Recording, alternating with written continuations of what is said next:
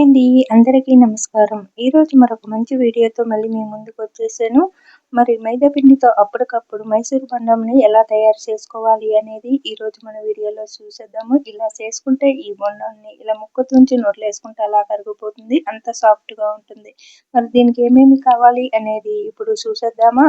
ముందుగా ఒక కప్పు మైదా పిండిని తీసుకుని ఇలాగా స్ట్రైనర్లో వేసుకుని జల్లించుకోవాలి. ఇలా జల్లి పెట్టుకున్న తర్వాత దీంట్లోకి రుచికి సరిపడా సాల్ట్, చిటికెడు వంట సోడాని వేసుకోవాలి. ఇలాగా చూడండి ఇక్కడ చూపిస్తున్న విధంగా వేసుకుని అంతా బాగా కలిసేటట్టు కలుపుకోవాలి. దీంట్లోకి మీ దగ్గర మజ్జిగ కానీ పెరుగు కానీ ఉంటే కలుపుకోండి. పెరుగు కలుపుకుంటే ఇంకా బాగా వస్తుంది. నా దగ్గర పెరుగు లేదు కాబట్టి మజ్జిగ వేసుకున్నానండి.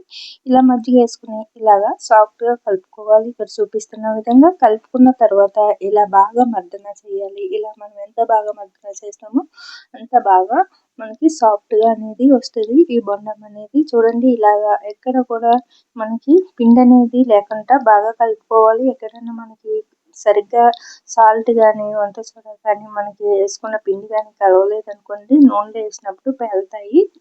ఇది ఒకటి పాటించండి. ఇలా మనం బాగా కలుపుకోవడం వల్ల బొండాలు అనేది పొంగుతూ చాలా సాఫ్ట్గా వస్తాయి. ఇప్పుడు దీన్ని పక్కన పెట్టేసుకుందామండి. చూడండి చాలా బాగా వచ్చినాయి కదా.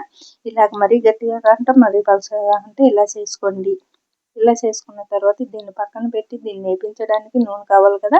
ఒక కడాయిని తీసుకుని ఒక పావు కేజీ నూనె పోసి స్టవ్ పై పెట్టి స్టవ్ ఆన్ చేసుకుని నూనె వీటెక్కిన తర్వాత చూడండి ఇలాగా మీకు ఎంత సైజులో కావాలో అంత కొద్దిగా పిండిని ఇలాగా జారు వేసుకోండి. అలాగే మీరు వేసేటప్పుడు మీకు గుండ్రంగా కావాలంటే బొటనవేలు మధ్యలో నుంచి వేసుకోండి. నేనైతే మామూలుగానే వేసుకుంటున్నాను ఇంట్లోకే కాబట్టి. అలాగే మీకు గుండ్రంగా కావాలనుకుంటే మాత్రం బొటనవేలు మధ్యలోంచి వేస్తే మనకి గుండ్రంగా వస్తాయి. ఇలా ఎన్ని పడతాయి అన్ని వేసుకున్న తర్వాత ఇలాగా కలుపుకుంటూ ఒక నిమిషం తర్వాత అటు ఇటు కలుపుకోవాలండి. మొత్తం ఈక్వల్గా ఫ్రై అయ్యేటట్టు ఇలాగంతా కూడా కలుపుకోండి. ఇలా కలుపుకోవడం వల్ల మనకి అన్నీ కూడా మంచి కలర్తో మంచిగా ఎగుతాయి. ఇలాగ గోల్డ్ కలర్ వచ్చేటంత వరకు వేపించుకుని తీసేసుకోండి. అంతేనండి, చాలా ఈజీగా తయారు చేసుకోవచ్చు. చేయడం రాని వాళ్ళు కూడా ఈజీగా తయారు చేసుకోవచ్చు. మరి నూనెలో వేసిన వెంటనే పైకి తేలినాయి అంటే మనకి పర్ఫెక్ట్గా పిండి అనేది కలిపేమన్నట్టు.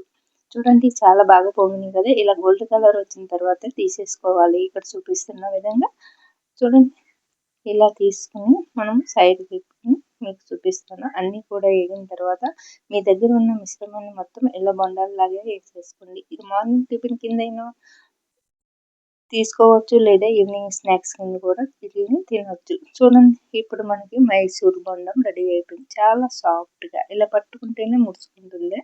చాలా సాఫ్ట్గా ఉంటుందండి. మరి ఇలా చేసిన తర్వాత వేడివేడిగా మీకు ఇష్టమైన చట్నీతోటి తినండి, అందించండి మీ ఇంట్లో మెంబర్స్కి. చాలా టేస్టీగా ఉంటాయి. మొక్క తెచ్చి నోట్లో వేసుకుంటే. ఈ వీడియో నచ్చితే లైక్ చేసి షేర్ చేసి మన ఛానల్ని సబ్స్క్రైబ్ చేసుకోండి.